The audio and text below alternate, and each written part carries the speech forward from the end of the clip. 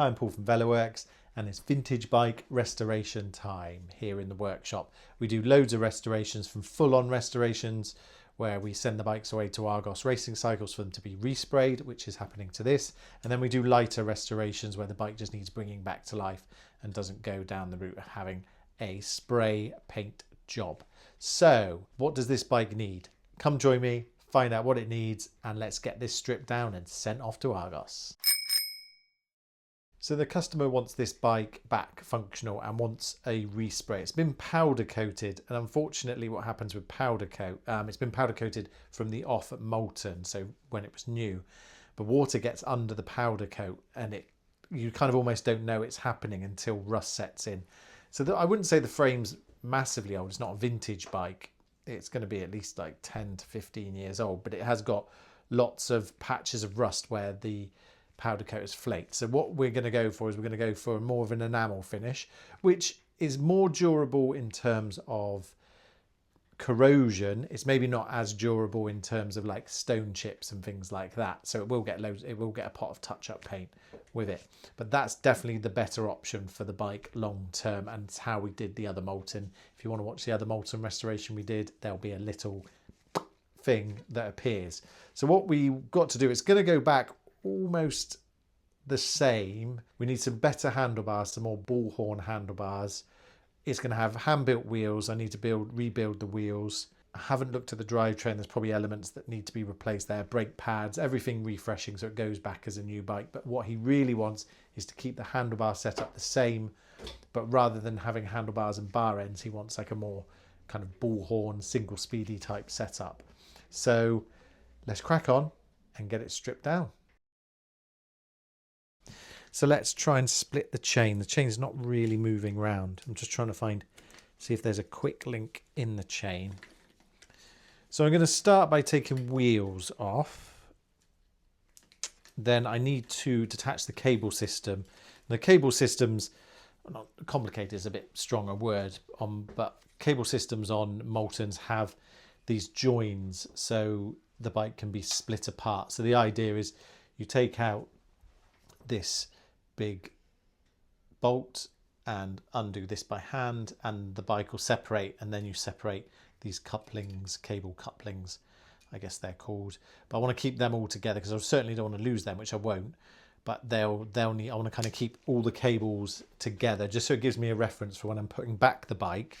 I'll probably change the cable lengths to suit the new handlebars, but I just want to have a reference. So the idea will be, once I've done all the wheels, to take the handlebars off in one piece, because this is going to go away. It's probably going to be 2 months before it comes back, and then I'm going to have to remind myself of how it goes back together. So I need some reference points.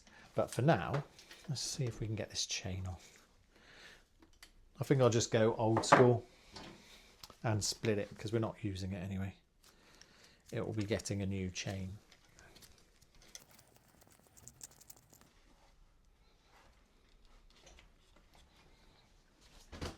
So with all the work we do at VeloWorks, we like to give people estimates, and it can be quite difficult on a project like this to give a fixed estimate until it's a little way into the project.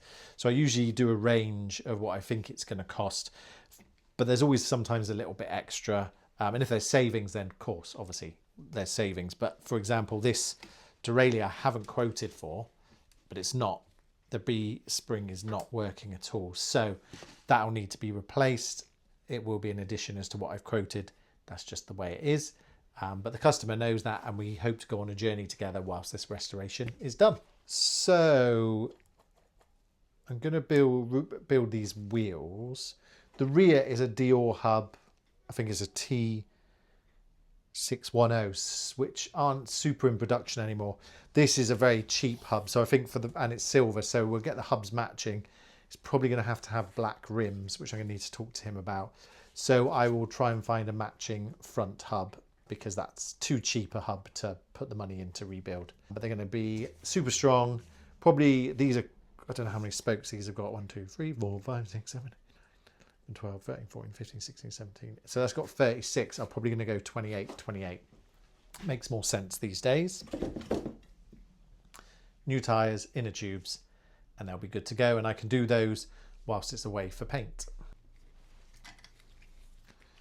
So let's talk folding bikes. So I think we all know in this day and age that the king or queen or them of the folding bike world is the Brompton. But when I was a lad,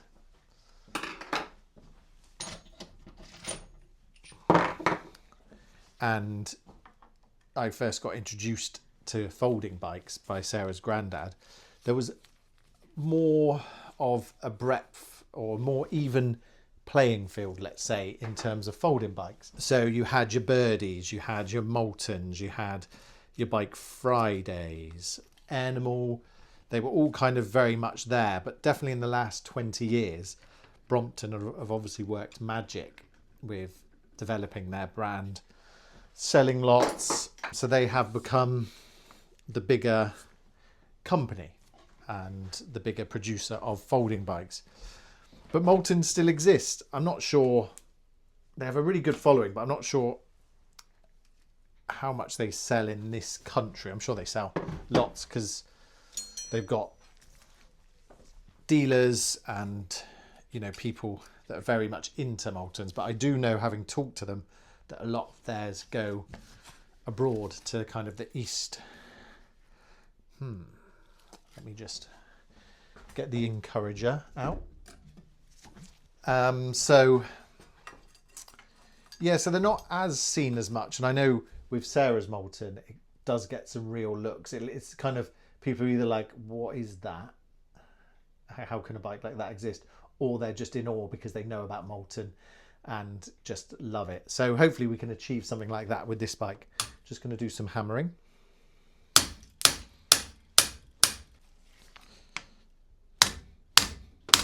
The good thing about these Holotech bottom brackets is you can give them a bit of encouragement without them slipping.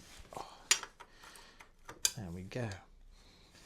So I love small wheel bikes, and I think if any of you watch the channel, you'll know that I have a big passion for them, and they're great. And I really do like Moultons. I like the idea of them, and I love the one we did up for Sarah. It's great.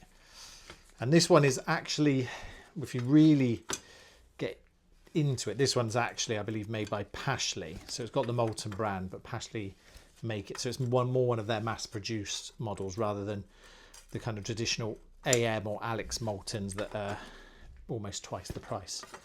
I remember going into a shop, Avon Valley Cycles, when they specialised in folding bikes.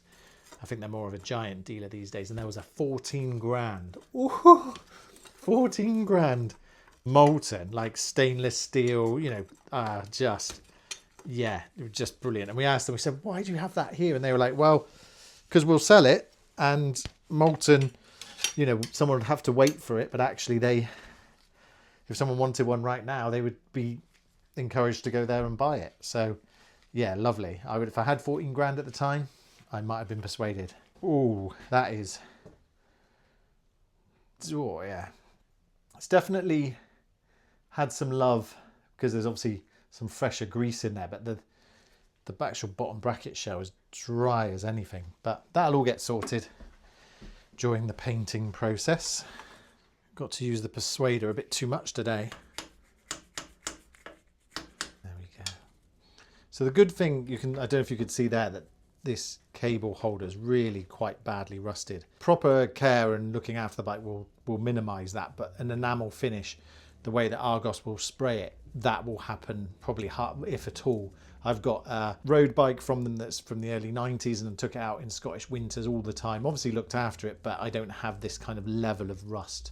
And that is very much, unfortunately, a powder coaty type finish. I'm not going to stand here and say that I'm an expert on paint finishes, but what I understand is that is one of the downsides of having a powder coat finish. Now, if this was another bike, I would simply just cut the cables and be done with it. But I do need a little reference as to what I'm doing when I put the bike back together. There we go, lovely. Detach the brakes. So the brakes I'm going to put on, these are Shimano XTX. So they're good quality with a nice clean. They should all work. It's got a Cane Creek one at the back. Both springs seem fine, so we'll reuse them. That won't be a problem. This ish area here, I have researched into trying to make the steerer tube higher for another stem, but I don't think it's going to be possible unless we had a whole nother new fork, which would add far too much cost to the build. There are some solutions on lesser well-known or very well-known marketplaces, but as a bike shop that tries to be professional and offer the best solution for our customers, we generally don't buy stuff away from distributors. Also, we do leave ourselves a bit open if we buy stock from non-UK distributors. So we'll see. It probably will end up being like this. I'll do some more research, but I think it will just end up being the same. And I guess if it's not broke, then don't fix it. That's what we'll go down the route of saying. Let's see how this all comes apart. I'm just trying to make sure it all just doesn't suddenly fall. There we go. Nice. Handlebars off.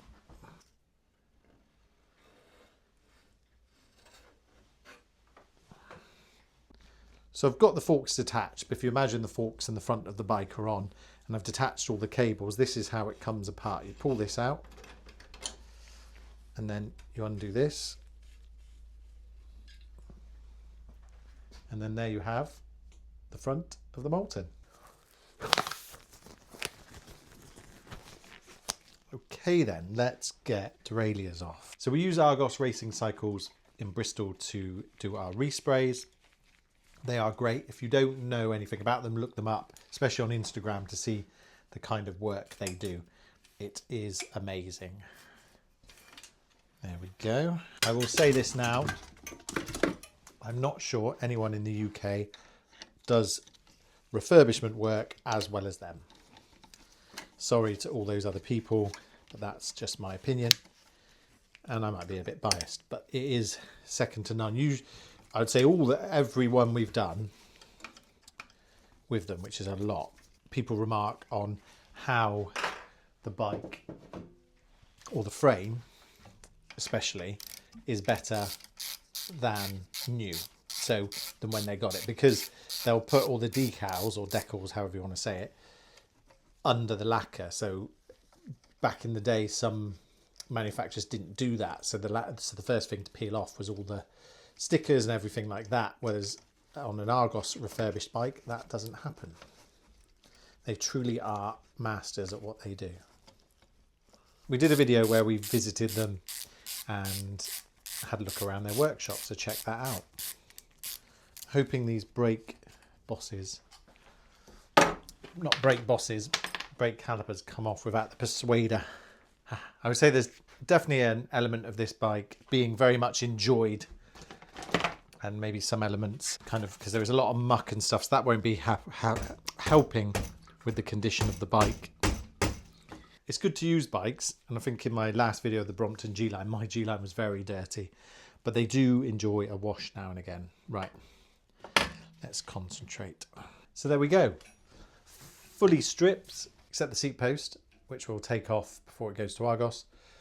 So there it is. It should come back to us similar colour, because that's what the customer wants. I think I've seen the colour that it will be. We'll have fresh decals, head badge put back on. The suspension components don't need replacing, but if anything does, it will, and it will come back to us a complete bike ready for the rebuild, not the wheel build. I get confused with all the builds I do. So thanks for joining us. This will be part one of this Moulton restoration. If you'd like to check out our other Moulton restoration, please do so. If you like what we do, please subscribe. If you have any comments, let us know, and we'll give you an update on this in the coming months. So thanks for watching, and see you in the next one.